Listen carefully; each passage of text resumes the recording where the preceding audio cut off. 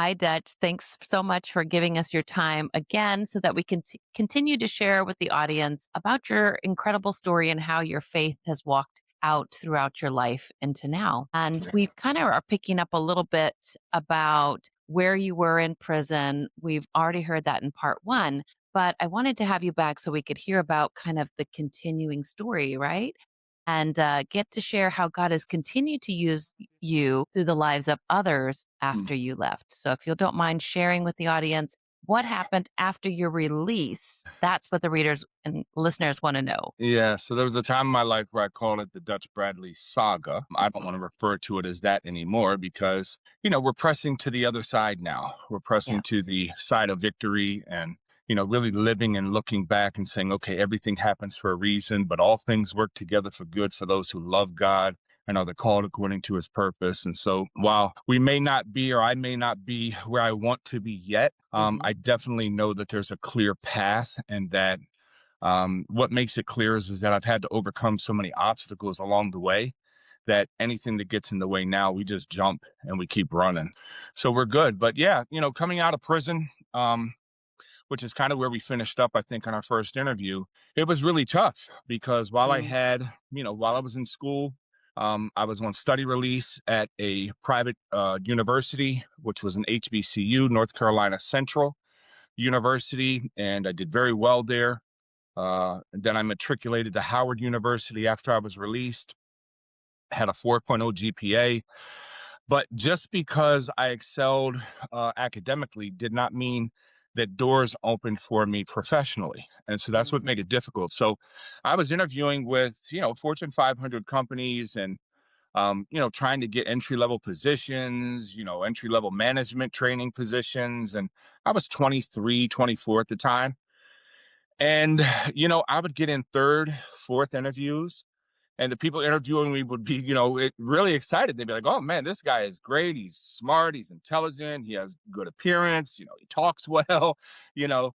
But we noticed here on your application that you've been convicted of a felony. Can you tell us about that? And it never failed. When I told them about my felony conviction, the interest dissipated or just completely stopped.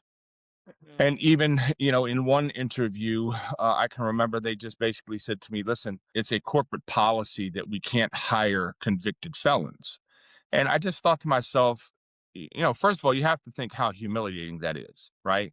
Like I'm sitting in an interview, it's third, fourth interview. There's three, four people that are in the room. You've just asked me all these questions. You've gotten my confession, only to come back to me and tell me that you have a corporate policy that you couldn't hire me anyway. So it was Mhm. it was really humiliating. It was embarrassing. I can remember going to my older brother, and my older brother, asked me, "Hey, what happened? How'd it go?" He wanted me to get a job because he wanted me to move out of his house. So he asked me, hey, how did it go? And I tell him, look, it got to that part of the interview where they asked the question, and he said, well, look, why don't you just stop putting it on your application? Just stop putting it on there. And the old me problem, I will lie on every application to try to get, an advantage and to get ahead. You know what I mean? But now I've got this personal conviction of the Spirit of God living inside of me. And I want to live honestly because when you come from a history of not living honestly, you've got to really go above and beyond in order for people to give you any kind of trust, any kind of respect, or not to look down upon you as what you did and not who you are. So I was in a dilemma there. And I chose to just continue to put the truth on the applications. And I'm going to be honest with you, I never got hired at any of those jobs, not one. So I ended up going into ministry, oddly enough. The only jobs that I would get hired to do were jobs that they did not actually read my application. you Okay. know, like they didn't read the minutia, they didn't look. And the reason that I know that is because later on, after I was working there, they would ask me about it, right? Like, oh, we didn't know that. I was like, what was on my application, right?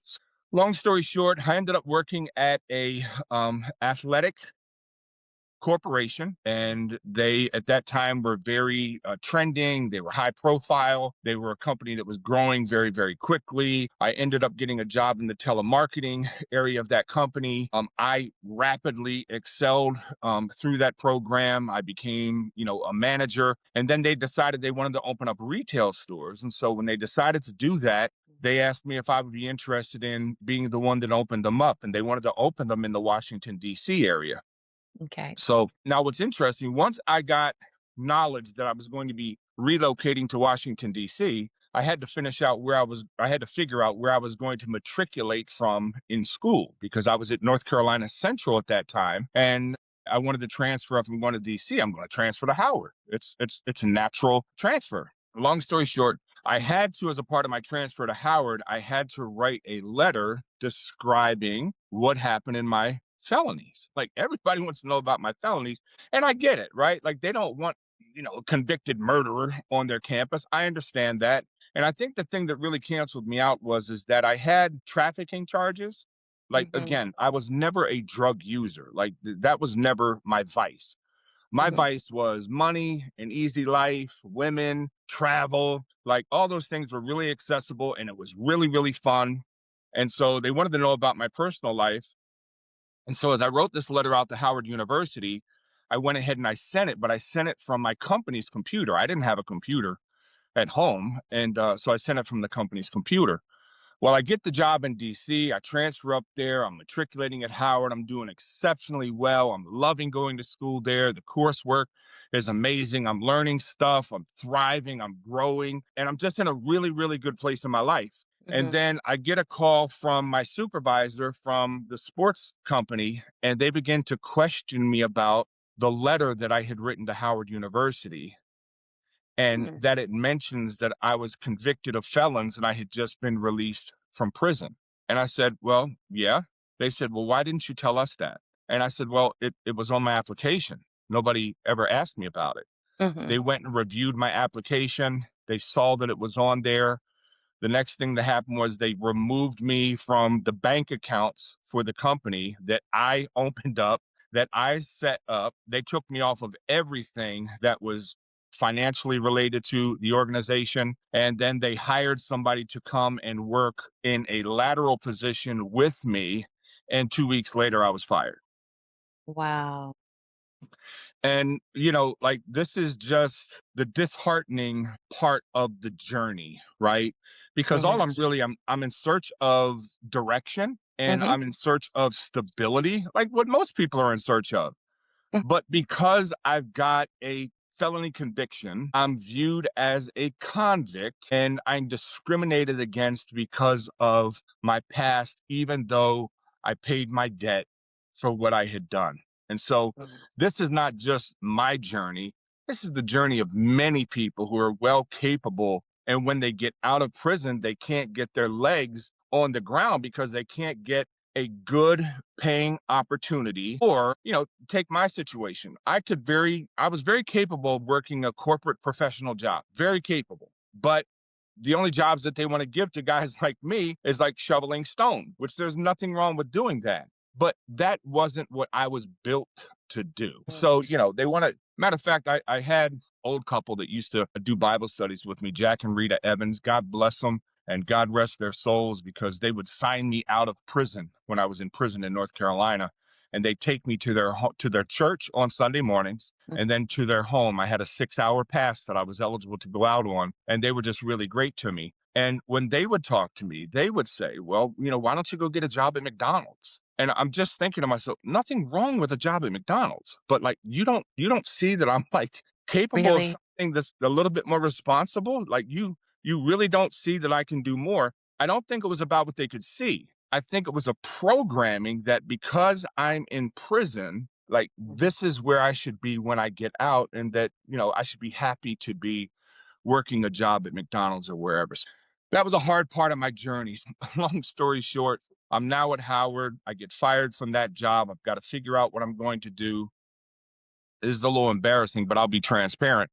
So I found a job working as a manager for an online dating company. And I take the job. It's a telemarketing job. It's something that I'm gifted. I can speak, I can talk, I'm smart, I can figure out leadership. So I end up hiring, a night shift, a day shift, and then a night shift. Well, the night shift are a bunch of people that have daytime jobs, but they come and work in the evenings just so they can make extra money or because they just don't want to go home and sit by themselves. Well, Mhm. one of the people that was working there, I won't mention her name, but she was very gracious and she gravitated to me. And she was there because she was single, she was alone, and she didn't want to go home at night by herself. So she came to work for me. She looked at me. I remember one day she looked at me and she said, "What are you doing working here? Like, why are you working here? Like, you're capable of so much more than this." Well, I didn't know that she was a VP of a data company that was in Bethesda, Maryland. And she then began to strategize how to hire me under herself at that company, which I was Mhm. like, I see you, Lord. Go ahead, man. Mhm. You know, make the shift. Ended up getting hired. Her people hated it because they wanted to have somebody hired from within. So they didn't like that I was coming in, but it gave me challenges in learning how to do leadership with a group of people that were hostile, right? Mhm. Long story short, while I'm there, her and I are cool. She, because of her position with the company, is on a community advisory board. As a part of her responsibility is she has to show up for the board meetings for their corporate donations. Well, Mhm. she says, "I really am not interested in doing that, but that's something that you really love. Why don't you take my position on the board?" Come on, somebody say hallelujah to the king. Right? Like, but look at how God is maneuvering, right? Look at how Yeah. he's connecting the dots. He's pulling people from here and there. So now I'm on this Mhm. advisory board. Long story short, it's coming around to holiday time. I start volunteering with one organization that was called Project North Star. It was tutoring children without parents. Mhm. So it was 2 hours a week that we would meet in DC. You have all these professional people, and it was great because you'd have a whole auditorium full of people that were tutoring bust in children that didn't have parents. And so I Yeah. did that for a while, and it was awesome. Long story short, she Mhm. has a position on this panel for the company for corporate donations. And she says, "Well, hey, listen, you're more interested in this than I am. Why don't you take my spot on the board?" And Mhm. so I begin to sit the meetings. I work for this organization, volunteering for Project North Star. It's a Mhm. tutorial program for children from the inner city that are identified with not having parents. They're being raised as parentless children.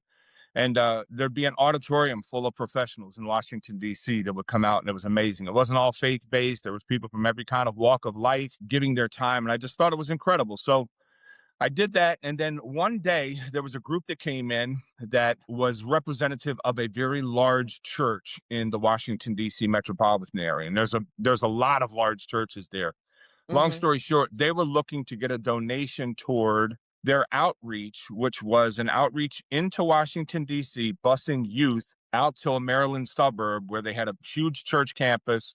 And they put on a sports event for the children to come out and compete. And then, it would be a full day. They would then hear the gospel. They would have the opportunity to respond to the gospel. And then there was kind of like an end event with fireworks and music. And it was really incredible. I had never Mhm. seen anything like it in my life.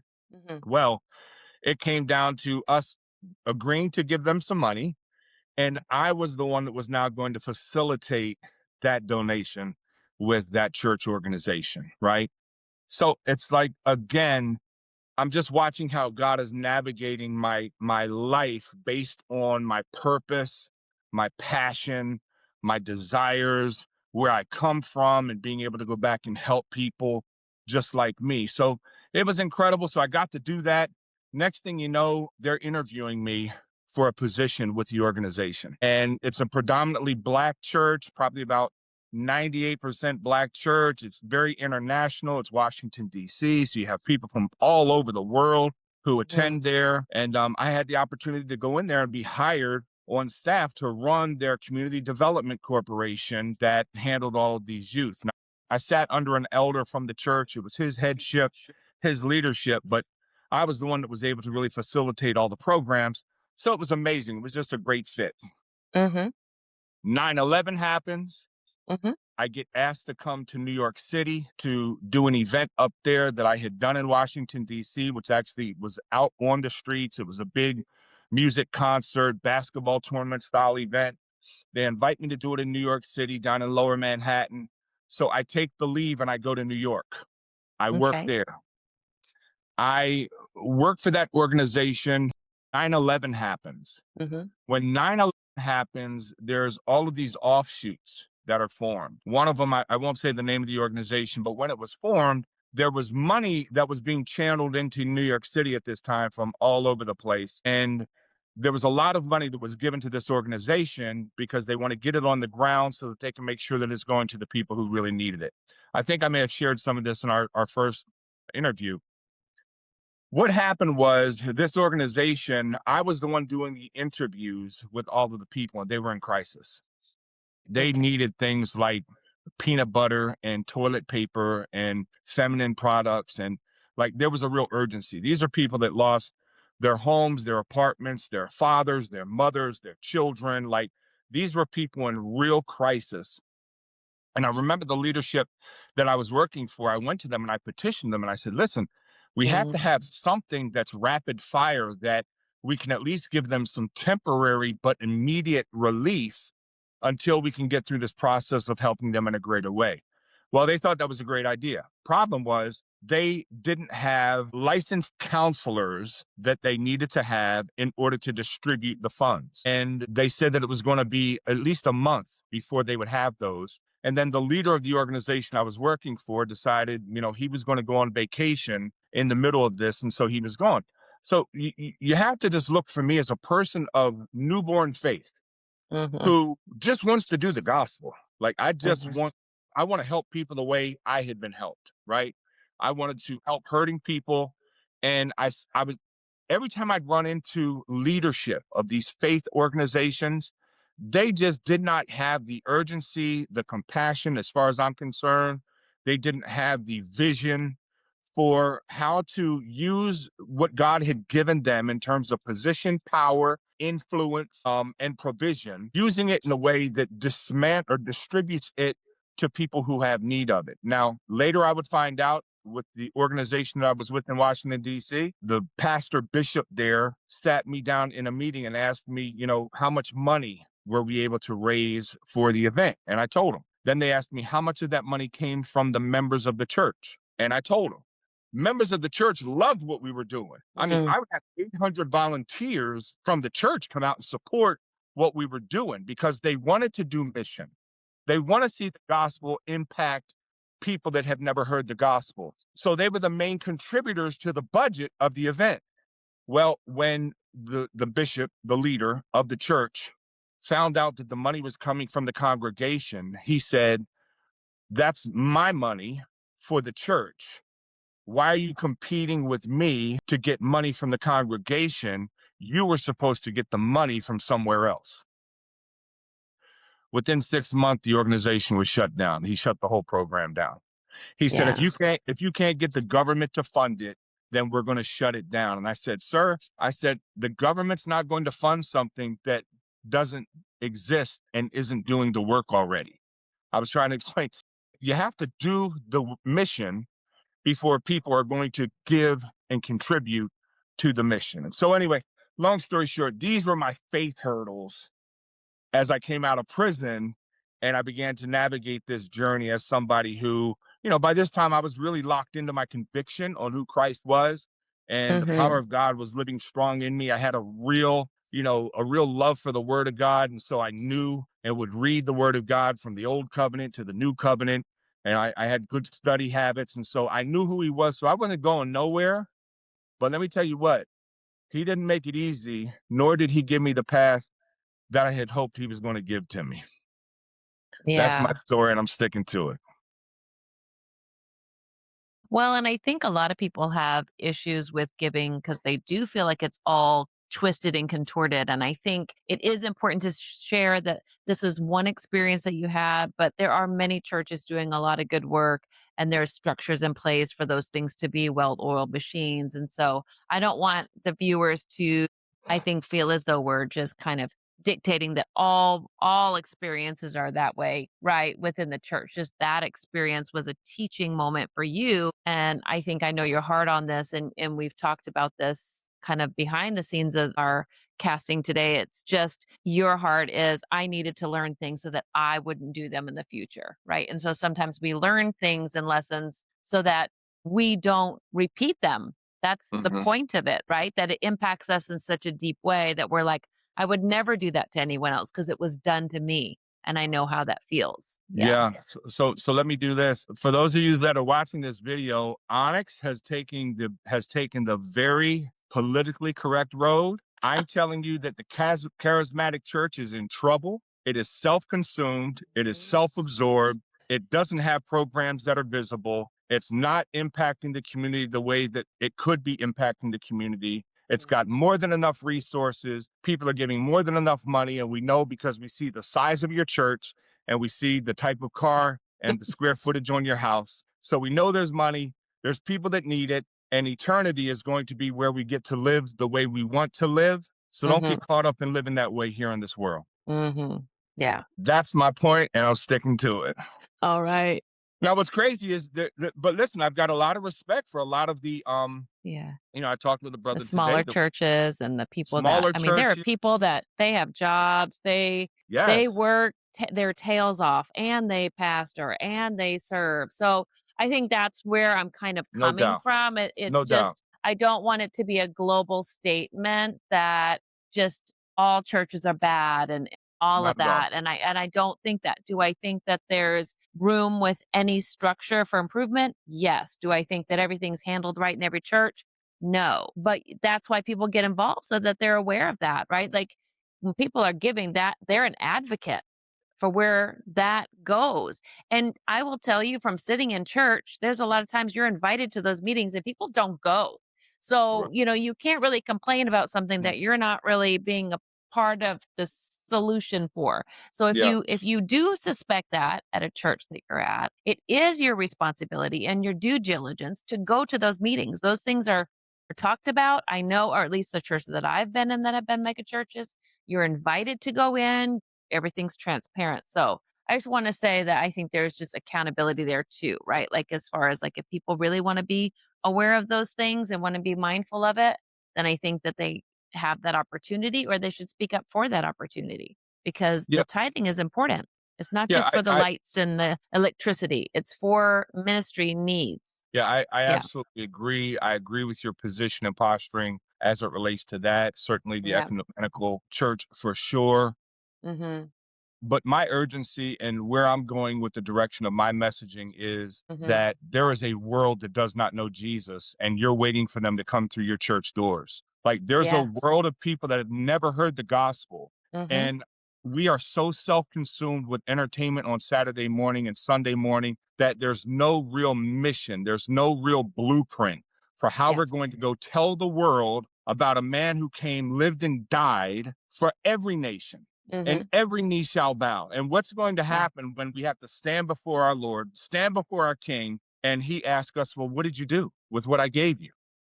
Right. And all we can give them is we lived in a great house and we drove an amazing car and we did service every Sunday morning, Lord, but Yeah. they never came, right? So we have Mhm. plenty of scripture that lets us know that we as believers should be proactive in going after the Yes. world. We should go to Mhm. the highways and the byways. When the people that we invite to come to the supper and Mhm. they don't come, what did Jesus tell them to do? Go out and bring in those who are living by the street side. Go in and bring in those who can't afford to come. Bring in everybody.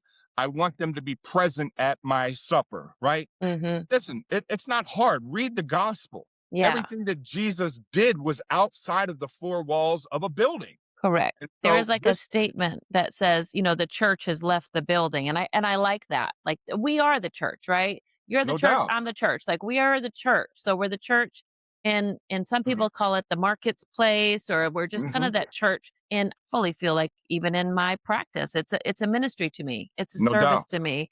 And those people are precious to me. And I want to serve them with the optimum best that I would. I don't have to be in the church building to be serving, right?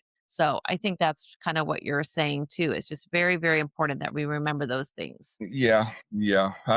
That's a whole nother podcast. That's a whole nother podcast because I'm not in my heart of hearts. I'm not bashing. What Right. I'm doing is I'm reading the scriptures. I'm reading them in Revelation chapter 3 about a Mhm, church called Laodicea, and mhm, that church has everything that it hath need of. It says that it's filled with riches and wealth, and it has need of nothing. But the Lord says, "But this I have against you: you are lukewarm. You're not hot." You're not cold, you're lukewarm, and so I spew you from my mouth. This is the mhm, Lord speaking to an end time church. Never before have you seen a church have more than the church has today. Never in all of history. So I know it's talking about today's church. And it's saying you have everything you need to tell people about my kingdom. But in my opinion, you're wretched and you're pitiful. That's what Jesus says in mhm, Revelation chapter 3 about his church. mhm. So, let's not keep patronizing and making excuses because there's a world of people that have not heard the gospel. And there's Mhm. a 200,000 square foot church sitting right on the corner, and people a block away don't even come. They've never been talked to. They've never been invited. They've never been asked, is there anything we can do for you? Nothing. And so there's just more that we can do. I'm Yeah. over making excuses for the Christian church. I'm over it because there's Mhm, people like myself, there's people like you that mhm, want to take the gospel to the streets, and we do. But we don't mhm. have the resources that these big buildings and these leaders and pastors have to go and do it. It's something that needs to be made a priority. Christ is coming. The Mhm. world is going to be at war, wars and rumors of wars, and the heart of many shall wax cold. You know why it's waxing cold? Because they have need, and the church isn't doing anything to help them with provision or invitation or, just building community with people who are hurting. Anyway, another podcast. Another podcast, yeah, because I see the church as like a university. Like there is a need, in my opinion, though, just for it to be a real equipping place. And I think that it's less about the entertainment of the message for me. It's more about it, there should be an equipping. You should be able to defend your faith. It's a university, just like I would go to a university. It should be, in my opinion. That's how it should be, in my opinion, right? Like I should be able to go there. I should study. I should know that. And I think I agree that there's more entertainment going on, right? Than studying and knowing how to defend your faith. So No there's a doubt. lot of things that, you know what I mean, need to happen within the church for Well, equipping. if we go with an old covenant model, the Mhm. unbelievers aren't even supposed to enter the church. There's not supposed to be an altar call at church. The church is for believers. Sunday morning is for teaching, edifying, and equipping the Right. saints. Right. All salvation conversations should be happening before you get in the church. People should have already been won to Christ by the people that attend the church. And That's so what I'm when they walk saying. in, they're already a believer being discipled. Right. So that's what I was saying. It's a university for edifying, equipping, and doing that. And I feel like Yes, that's the ma'am. miss mark. It's a Yes, big ma'am. miss mark, a big, big miss mark. Yes, ma'am. So you were in this organization, but that's not where you landed because you got known to be the born again bodyguards. How did that happen? I mean, just a 60 seconds on that, and then just kind of maybe tell me how God used you in that way, because I know that's another big part of your life. Yeah, I was going to say that's going to be a little bit more than 60 seconds, but I'll Oh, push through it and you can just interrupt me where you need to. Yeah, so I was in New York City, 9/11 occurred. I was disenchanted with the way things had turned out there. And I kind of came to the end of my contract, had to make a decision. My brother was living in Hallandale, Florida, which is right between Miami and Fort Lauderdale. Gorgeous, mhm. amazing. I went down there to visit him for a weekend from New York City down to Hallandale, Florida. And I absolutely just asked myself, why are you living in New York? Like, why? What are you doing in New York City? Like, make your trip, your journey, your move to Florida. And I Mhm. don't know how long it took, maybe about 3, 4 months. I was out of New York and I was in Florida and I had relocated, but I was now back in the situation of trying to find employment. And I went to an agency, Sphurion, I think it was called, and I had to go in there and do a bunch of testing. I scored very high. I was able to pass all of their tests. They actually sent me out on a job the very next day. And so when I had went home from the interview with Sphurion, they told me I was going to go to a job the next day. They called me that morning and told me, "Hey, we're so sorry. You can't go out on that job. We can't hire people who have felony records. And so they shot me down once again because of my felony. I'm just, listen, I'm walking by faith. I'm praying that God's going to open the doors. I don't know what to do. So I go back, I tell my brother what happened.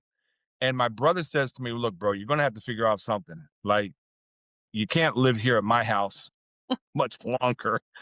He's like, you got to get out the door. He's like, go down to South Beach and get a job in a nightclub. When I tell you that was a slap in my face, I was like, how do I go from working full time ministry to moving and working in a nightclub? Like, that was sacrilege. Like, that was like being backslidden. You know what I mean? Like, oh my Lord, what are we doing? But I ended up doing it. And he spoke that. And I kind of told you in the first interview, I've had a series of 8 words that were spoken over my life.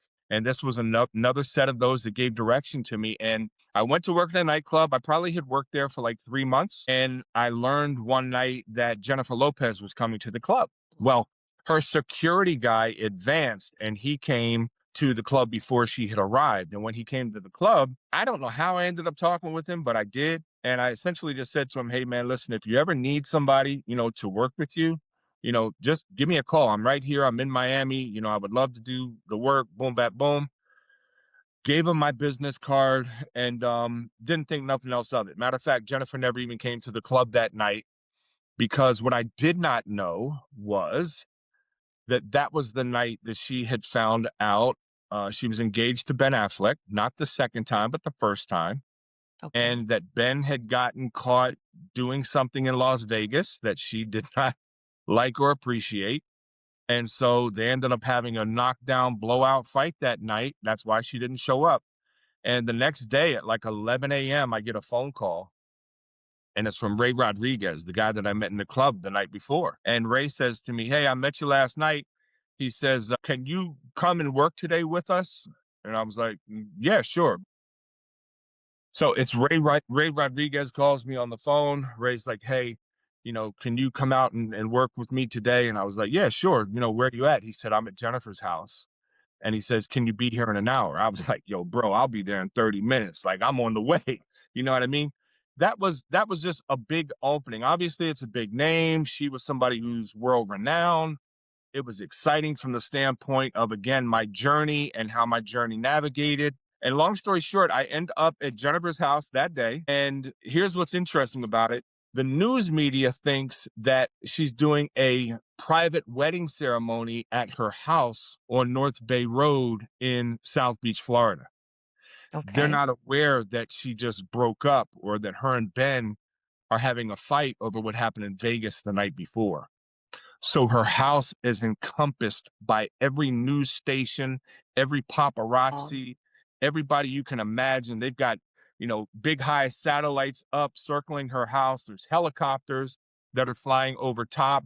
There's boats that are out in the water in the bay trying to get photography of Jennifer. And so I can remember they had said on television that with what was happening, a photograph of Jennifer was worth $500,000. And I was like looking at my cell phone, like, don't fail me now. Let's get our money. I'm just kidding. I'm just kidding. But so the point was is that with Jennifer, came on board with her. She went through that trial, ended up working with her for a while. She ended up meeting and marrying Mark Anthony, worked with her during that time as well. And the reason I mentioned that is because even then she went through, I don't want to get into the nuts and bolts of it just to protect her privacy, but her and Mark had went through something that I felt really badly for her about. And the house that she was staying out in South Beach was another family. I won't mention their name either, but they're pretty well known, certainly down there. And it's a $46 million property.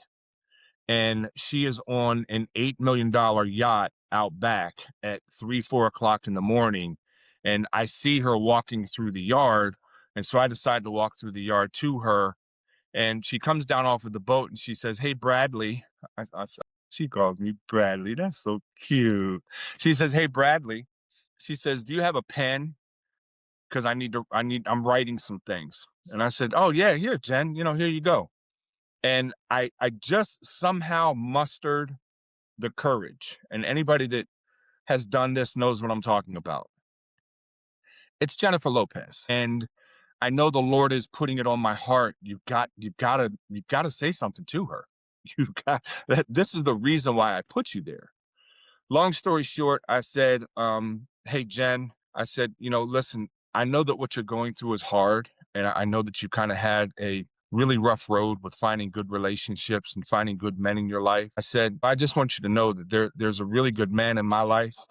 And he wants you to know that he really loves you and that, he loved you so much that he died for you. And he would love it if you would live for him. And I can remember her just getting very quiet. And there weren't tears, at least I don't think so, not at that point in time. But she became very, very quiet. And I ended up praying for her.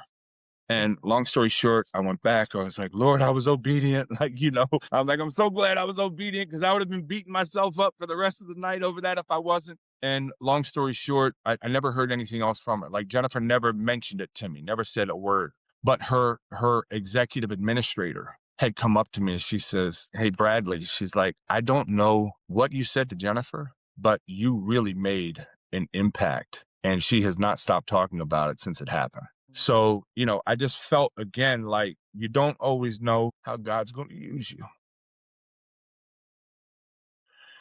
And it requires courage. And I think that's why in Joshua chapter 1, it says, be strong and courageous. I will be with you as I was with Moses. Right? Like if you would just do the courageous thing and you have a pure heart and you want to see people touched and helped and healed, God will be present with you and he'll do what he does. You just have to do your part. So that was a really, really nice thing for me. I did work with Jennifer for a little while longer. We never talked about it, but because I have worked for her, I've continued to pray for her as well. And so I was actually at her home in New York the day that she had her twins. I had to actually take some stuff from Miami to New York. So there's just some interesting, like she would never remember that, but I remember that. And it's significant to me how God positioned me to pray for her at a critical time of her life. And so, yeah, that was beautiful. So yeah, thank you for asking about that.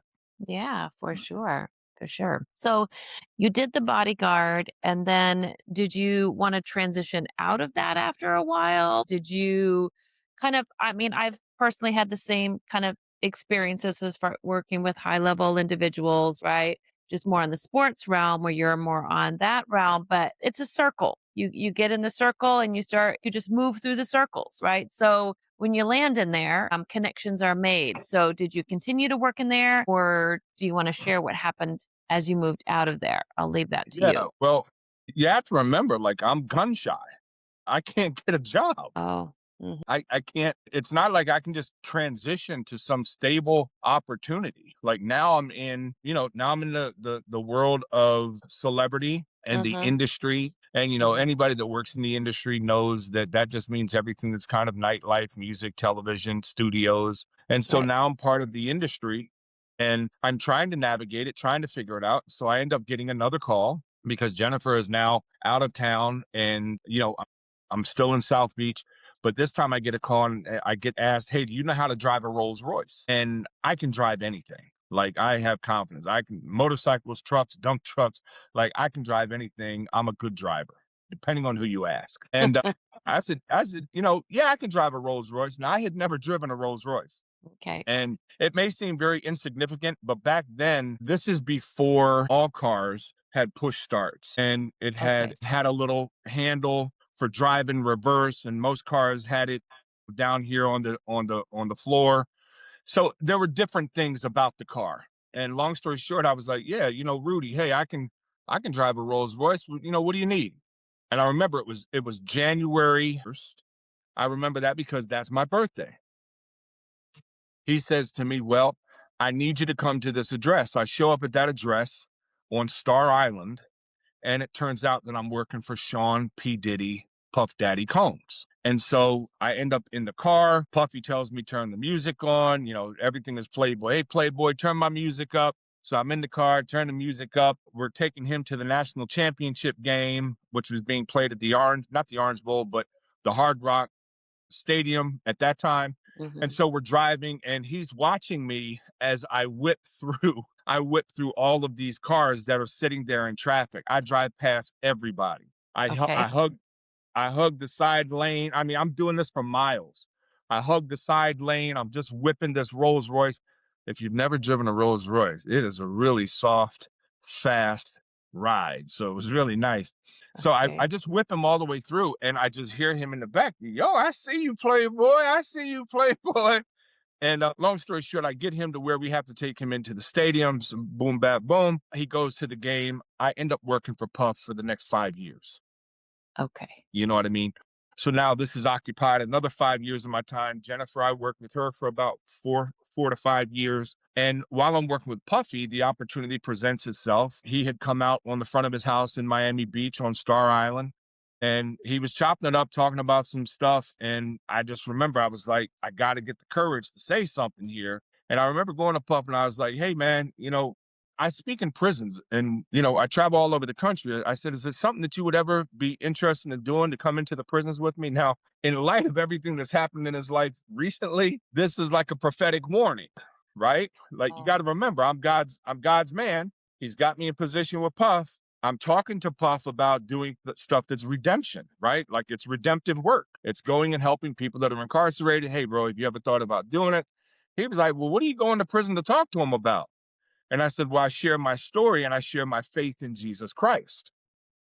Well, that like lit him up. He was like, oh, yeah, Playboy. He was like, for real?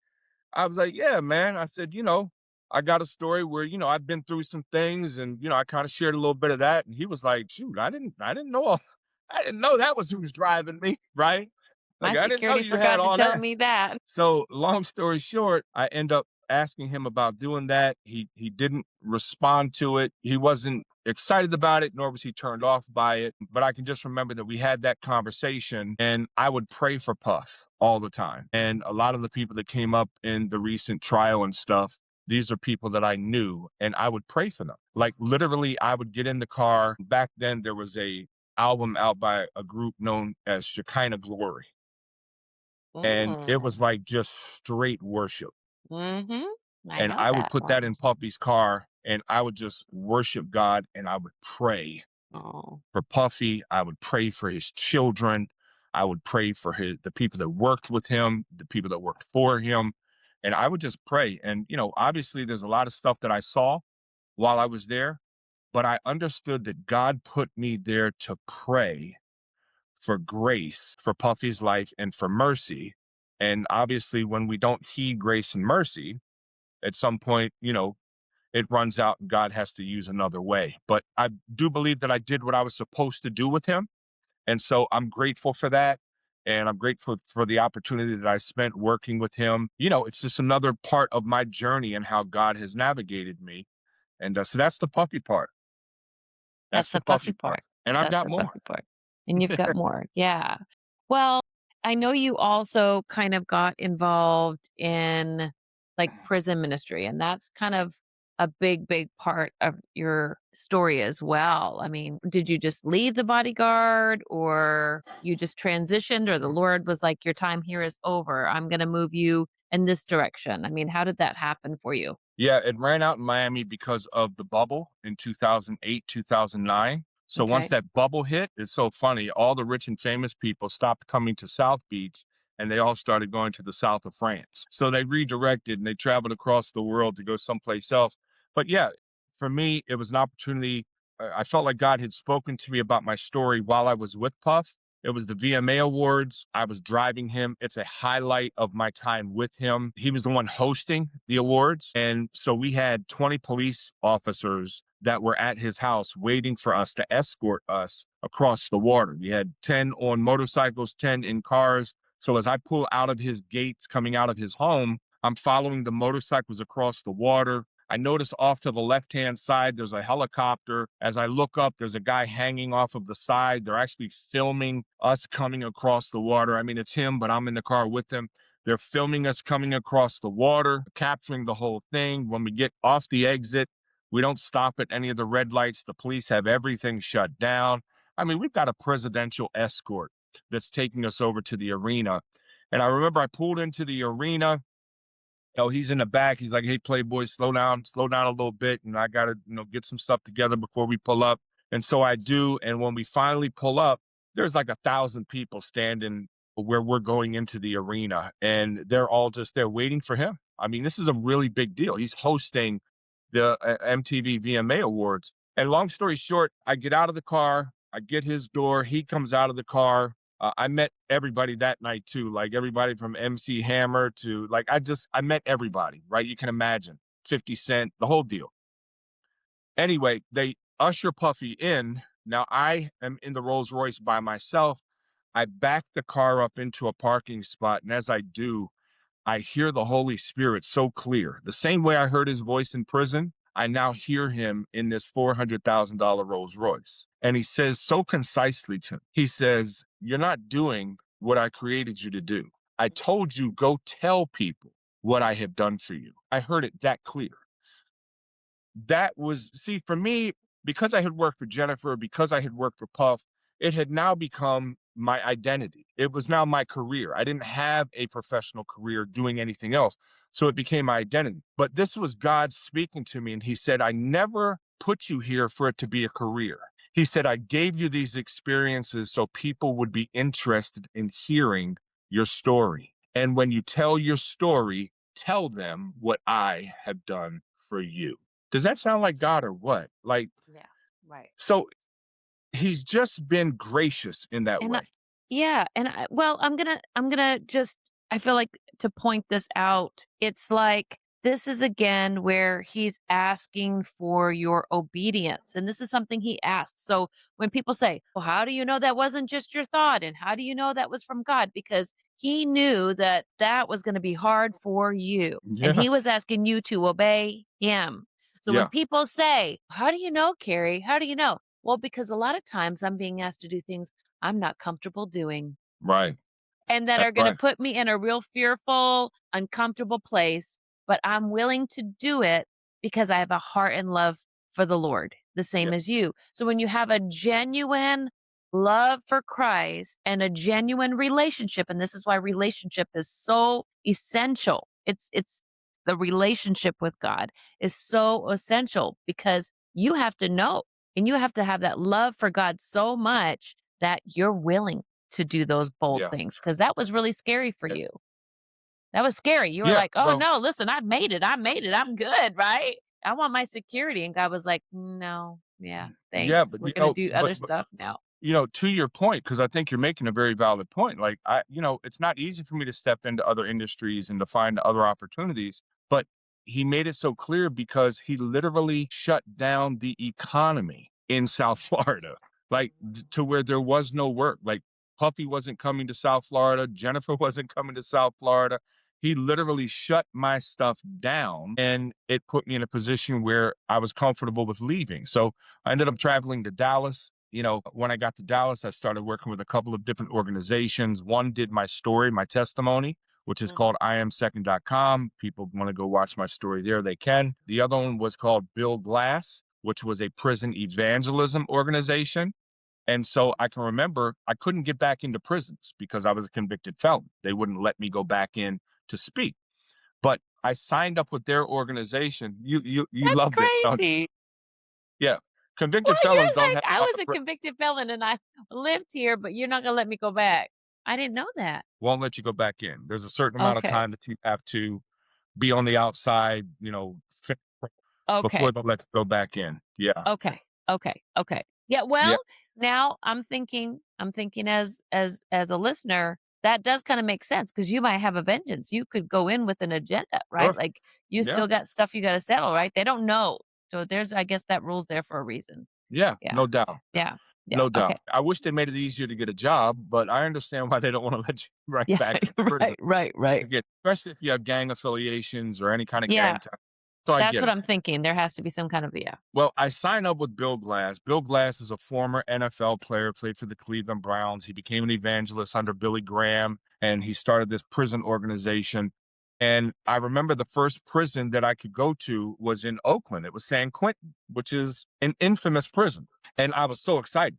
So when I get ready to go there, I call and I speak with the people from the organization. And I said, "Hey, listen, I'm getting ready to fly out to where are we going? I'm flying out to Oakland or San Francisco, I think I may have flown into. And I just want to make sure that I'm cleared to go into the prison." "Oh yeah, you're cleared to go into the local jail."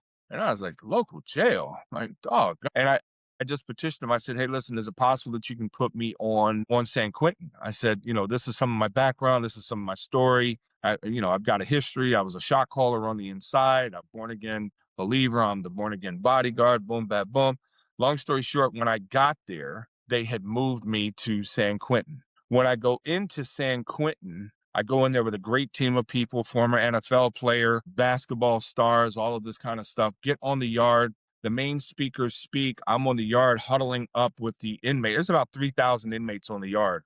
Well, about 1,000 of them engage with us. In the middle of San Quentin's prison yard, I have about 100 inmates in a circle, and they're just listening to me share my story of what God has done for me. And like, this is the first time I'd done it. The reason this is the first time I had done it, and the reason why God said, "Go and tell people what I have done for you," is because my history was that anytime I tell people about my story, I don't get the job, or I get fired from the job. Or if I'm in the church, they begin to treat me like I'm a freaking pedophile, right? Like, it's just like there's such a stigma attached to people that have felony convictions, and people really exercise those thoughts. I would literally have parents in churches, grab their children so they'd stop talking to me. Like, I was just amazed by the ignorance that exists there. I understand it to protect your children, but I wasn't that guy, right? So long story short, I have 100 inmates around me. When I finish, I've got all these guys on the prison yard in San Quentin hugging each other as we pray. And I have them repeating the words and inviting Christ into their heart, death, burial, resurrection, wanting to live for him, come into my heart. And it is just the most powerful thing I had ever done in my life. It was beyond amazing to me. And then I had guys that came up to me individually. They were crying, they were weeping. Half of their face was missing. They had shotgun holes in their bodies. Like, they had lived really crazy, rough lives. And they were coming up to me and they were just, "Will you please mentor me? Can I write to you?" Like, there was such a desperation for them to connect, and what I'm saying is they wanted to connect with somebody that was real, like somebody that had been through some things and had really had a passion to see them get through it as well, as opposed to what sometimes you get in ministry, which is people that just want to pray with everybody that they can pray with, and they never really drill down to build a quality, caring, loving, I really care about you type of conversation. So again, amazing, powerful. Did that for the next 12 years. Yeah. And then COVID hit and we weren't allowed to travel across the country in prisons anymore. Yeah. What the Lord showed me was so interesting. The Lord said that's when he lifted that crown. So like the crown of shame is a real thing. Right. No And doubt.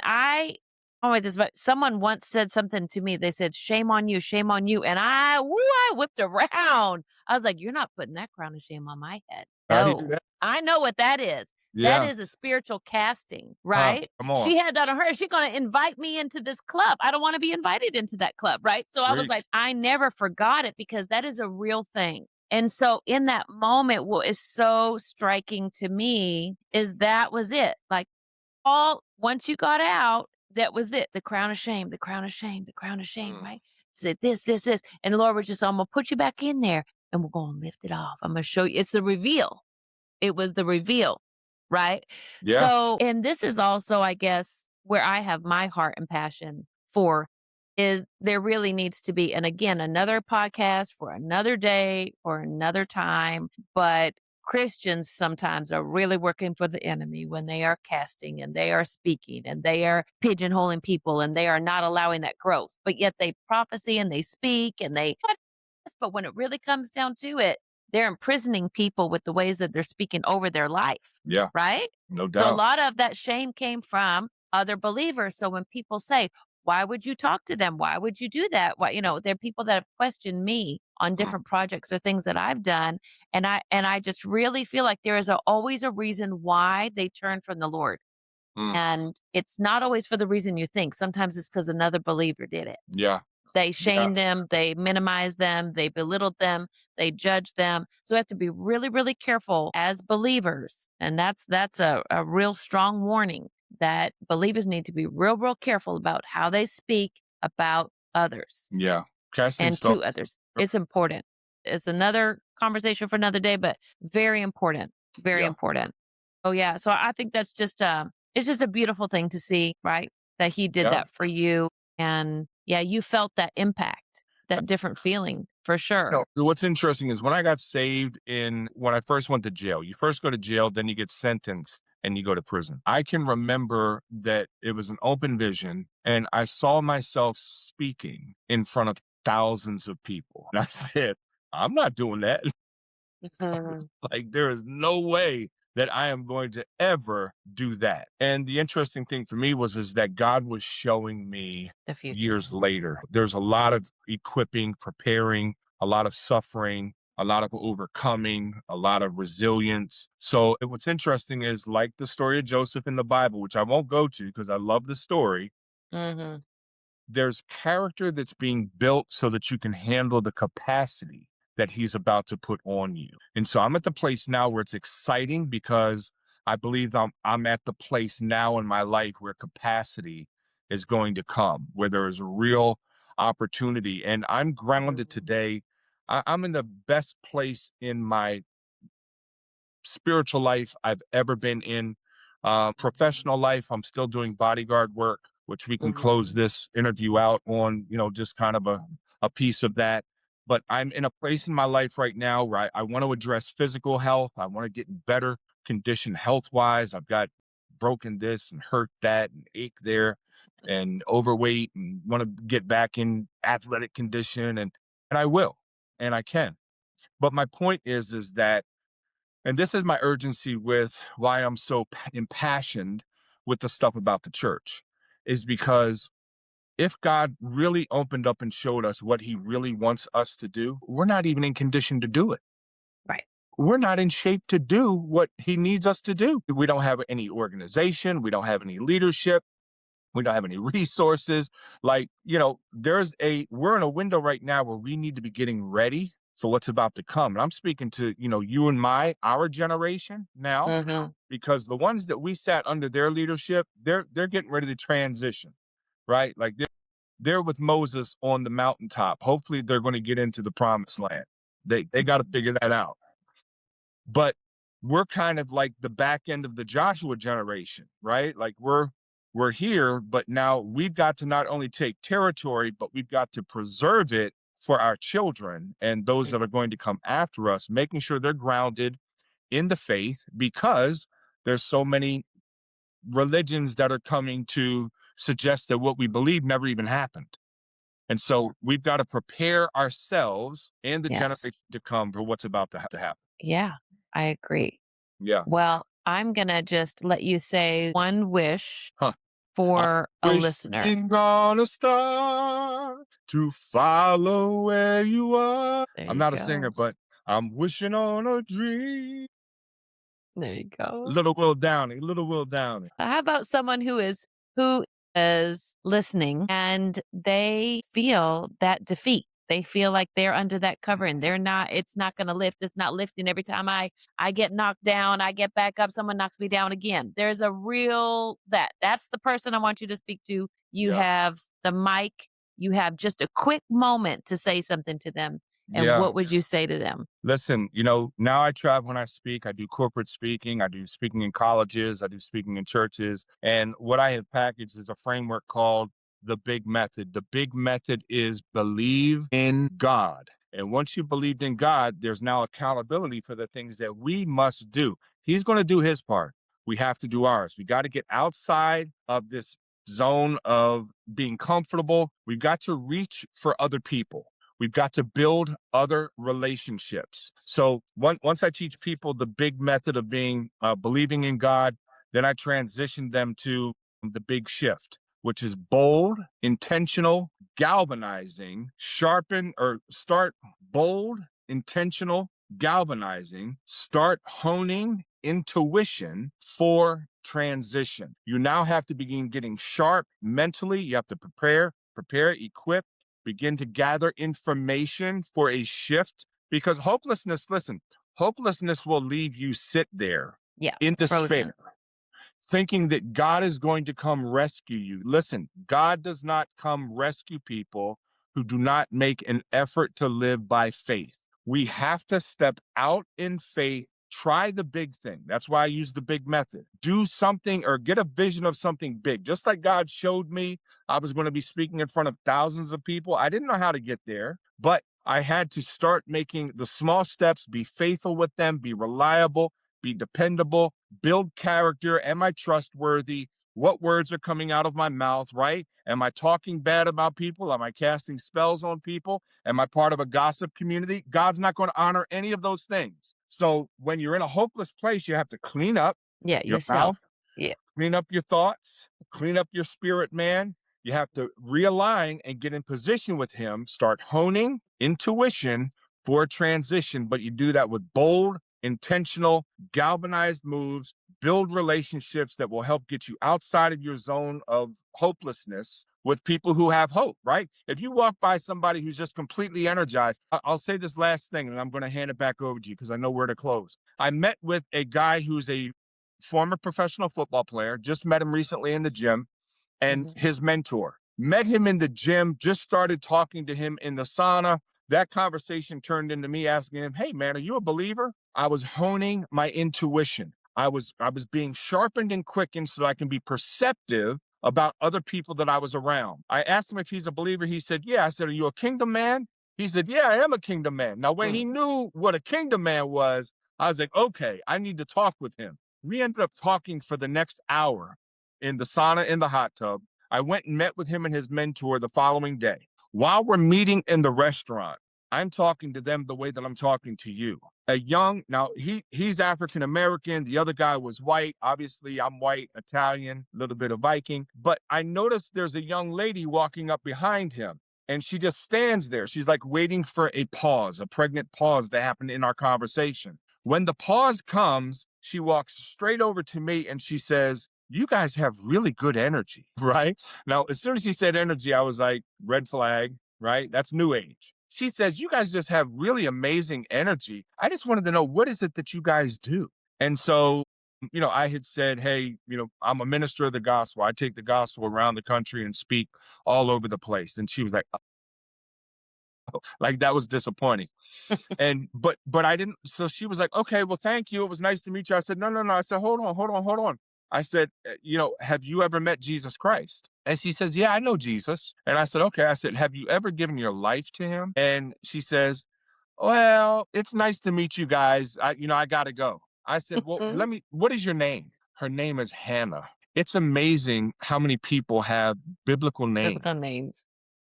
and they're wrestling with knowing who the God is that gave them the name. Long story short, by the end of it, we're all holding hands in the restaurant and we're praying for Hannah. This is the kingdom of God. This is what we should be encouraged and compelled to do so that we can be, hone your intuition so that you can recognize and discern. I had to discern the guy in the locker room or in the sauna so that I could have a conversation with him. He introduced me to another guy. We ended up having a meeting, probably just so Hannah could see us.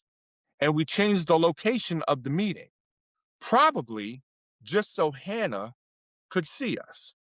And so my point is, God is great. He's into the details. Think big, make the big intentional galvanizing moves and just look for God in the details and work on your character, my character, and he's got great things in store for us. I just know it's true. Yeah. Yeah. Of course it is. Of course it is. All right. Well, thank you again so much for your time. I'm sure I have all the links in there. You guys can connect with him that way. I have your website link there and the LinkedIn. So anyway, thanks again. We're gonna say goodnight to the guys and Thank girls you guys. watching. God bless you all. Thanks for Bye. watching.